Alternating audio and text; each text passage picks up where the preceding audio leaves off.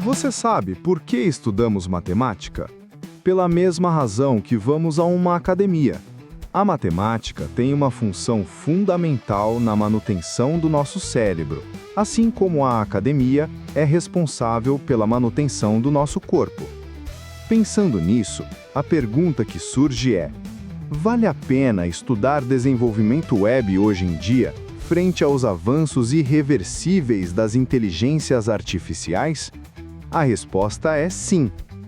Por mais que as IAs estejam criando sites, aplicativos e sistemas com maestria, entender os conceitos envolvidos é super importante, pois quando sabemos como é feito e o que é possível, saberemos como instruir as IAs para obtermos exatamente aquilo que queremos. Foi exatamente por isso que eu resolvi criar esta jornada de aprendizado e compreensão no que tange ao desenvolvimento web.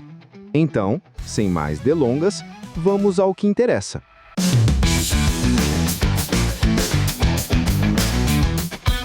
Para esta jornada, eu vou fazer algo diferente do normal.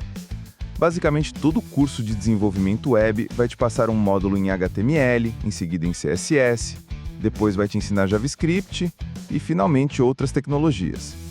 Este formato não é ruim, e eu mesmo, por muito tempo, ensinei desta forma e sempre tive bons resultados. Mas a questão é que não é desta forma que desenvolvemos aplicações web. O mais comum é trabalharmos com vários elementos ao mesmo tempo, e é exatamente este método que vamos seguir aqui. Então vamos fazer uma breve introdução às tecnologias que serão utilizadas para que você saiba o que é e para que serve cada uma delas.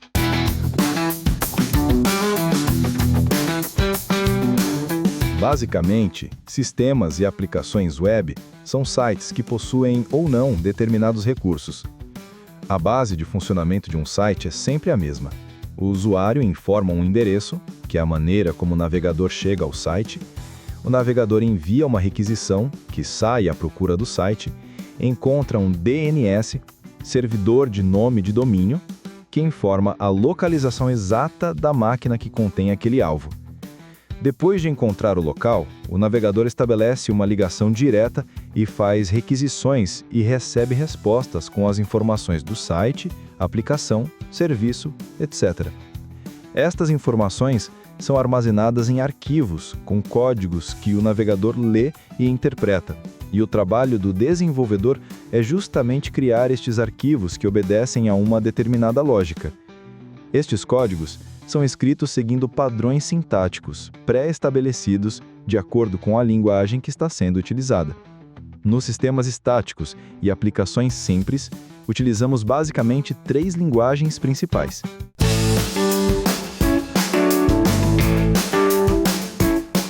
Estas 3 linguagens são HTML, CSS e JavaScript, sendo que cada uma possui uma função e uma razão específica para existir e ser utilizada.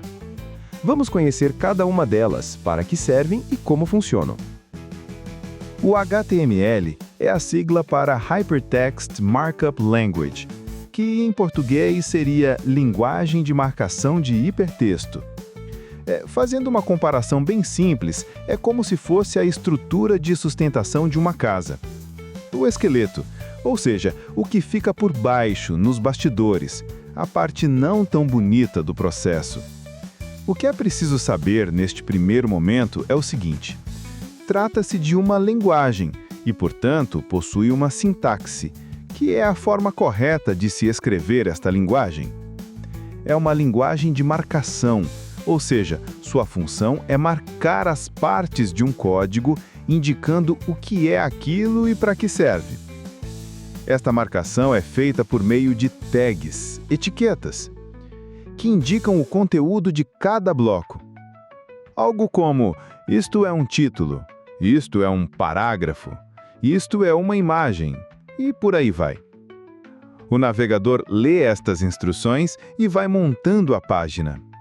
Uma página feita apenas com HTML é normalmente muito simples e sem beleza, como este exemplo que você está vendo. Para maquiar e embelezar o resultado, o HTML precisa da ajuda de outra linguagem, que é o CSS. CSS é a abreviação de Cascading Style Sheets, ou folhas de estilo em cascata.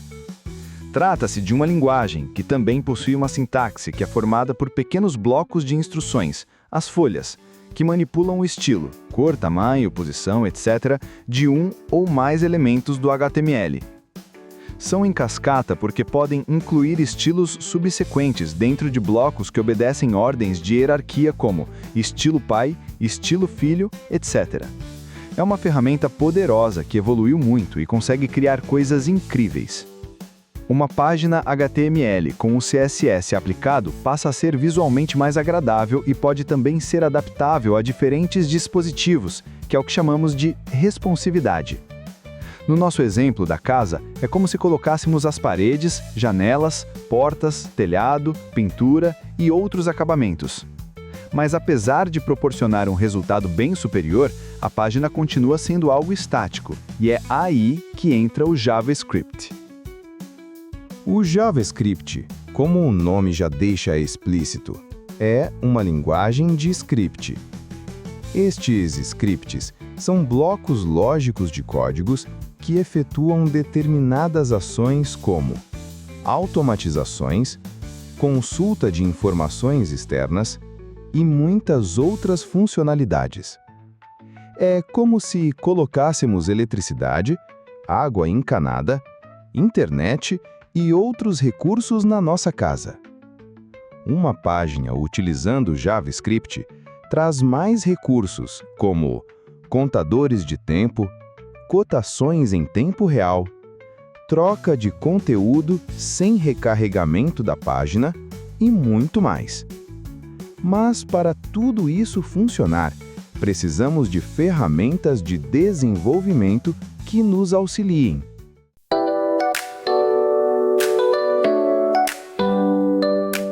A principal ferramenta para a criação de sistemas web é o editor de códigos. Existem muitos editores no mercado e todos são excelentes. Mas o que eu mais gosto de usar é o VS Code da Microsoft, que é muito bom e também é multiplataforma, ou seja, tem distribuição para Windows, Linux e Mac. No site oficial da ferramenta, é só seguir as instruções e efetuar a instalação em seu computador. Depois de instalado, abra o terminal na pasta onde for desenvolver seu projeto e digite o termo Code, seguido de um espaço e de um ponto. Seu VS Code estará pronto para a utilização. Com isto, já temos o mínimo necessário para criar nossos projetos web, e é o que faremos a seguir.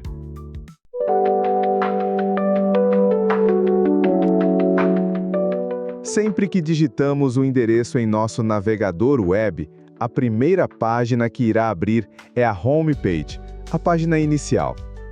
Por convenção, normalmente o arquivo que carrega a codificação desta primeira página se chama index, seguido de ponto, e a extensão do arquivo, que neste caso é o HTML, pois estes arquivos normalmente contêm a codificação HTML da página.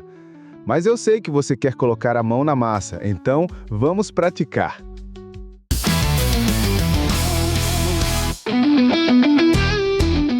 No seu computador, em um local de sua preferência, vamos criar uma pasta chamada Web Curso. Dentro desta pasta recém-criada, vamos criar uma segunda pasta chamada Aula 001. Inicie o VS Code e, em seguida, direcione para a pasta que você criou. Você pode fechar a página de boas-vindas do aplicativo. No Explorer do VS Code, clique no ícone de arquivo e vamos nomear o novo arquivo como index.html. Na área de edição, comece digitando o termo HTML e irá aparecer um menu com as opções. Optamos por HTML5, que é a versão atual da linguagem. Damos o Enter e o VS Code irá escrever automaticamente uma estrutura básica de HTML. Na linha 1, nós temos a tag DocType, que indica para o navegador qual o tipo do documento, que neste caso é um documento HTML na versão mais recente. As tags em HTML sempre são representadas por parênteses oblíquos, que são aqueles sinais de menor e maior usados na matemática. E entre estes sinais, informamos o nome do elemento. Em seguida, na linha 2, temos a tag HTML, que indica o início da codificação. Nesta tag, também existe um parâmetro, que é uma informação extra. Neste caso, é o parâmetro lang, que se refere ao idioma do documento, que por padrão é inglês. Vamos alterar o idioma para português do Brasil, alterando o valor de lang para PTBR. Na última linha do arquivo, linha 11, temos a tag de fechamento do HTML. As tags de fechamento possuem uma barra inclinada, que indica um fim do bloco. Na linha 3, nós temos a tag head, que se refere à cabeça do documento. Esta tag se encerra na linha 7. As informações dentro do head são dirigidas ao navegador e normalmente não são visíveis para o usuário. Na linha 4, temos uma meta tag. Meta tags são informações de como a página deve ser interpretada pelo navegador. Meta tags não possuem tags de fechamento. O parâmetro char7 refere-se à biblioteca de caracteres que deverá ser utilizada na exibição da página, que no caso é a UTF-8. Na linha 5 temos outra meta tag, que recebe o nome viewport. Ela contém uma instrução que diz ao navegador para que a largura do conteúdo seja sempre igual à largura do dispositivo. Isto permite que o site se adapte a um PC, tablet, celular e outros dispositivos. Ele também diz para que o zoom da visualização seja sempre de 100%. E por último, temos, na linha 6, o título do documento, que aparece na aba do navegador. Vamos alterar este título para Meu primeiro arquivo HTML. Finalmente, nas linhas 8 e 10, nós temos o início e o fim do corpo do documento, representado pelas tags body, de abertura, e fechamento. É entre estas duas tags que fica todo o conteúdo visível ao usuário que acessar a página. Agora, vamos inserir um header, que é um cabeçalho de seção em uma página HTML. Dentro deste header, vamos inserir um H1, que é um header de texto. Um título principal do tipo 1. Normalmente só temos um H1 em cada página. Dentro do H1, colocamos o texto Olá Mundo. Salvamos o arquivo digitando Ctrl S ou salvando pelo menu do aplicativo. Na pasta onde o arquivo foi criado, podemos abrir o mesmo com o navegador para efetuar a visualização. Note na aba do navegador aquele texto que definimos no título do documento. Com isso, nós criamos o nosso primeiro arquivo HTML.